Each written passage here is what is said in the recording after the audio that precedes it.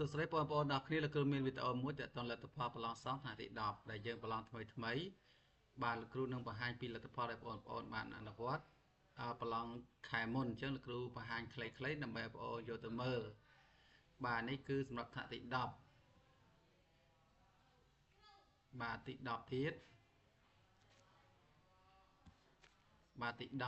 10បាទទី10បាទបន្តមកទៀតគឺយើងមើលលទ្ធផលថ្នាក់ទី11បាទនេះគឺជាលទ្ធផលថ្នាក់ទី11បាទគ្រូហាក់ឈរអញ្ចឹងមើលទៅ slide វាមិនសូវស្អាតទេតែបងប្អូនអាចយកទៅមើលបានណាកាលណាយើងដាក់តម្រូវទៅតាមទំហំរបស់វាទៅជាមើលទៅអត់មានវាតូចពេកអញ្ចឹងគ្រូដាក់ប្រឈរតែមើលទៅអាចមើលបាន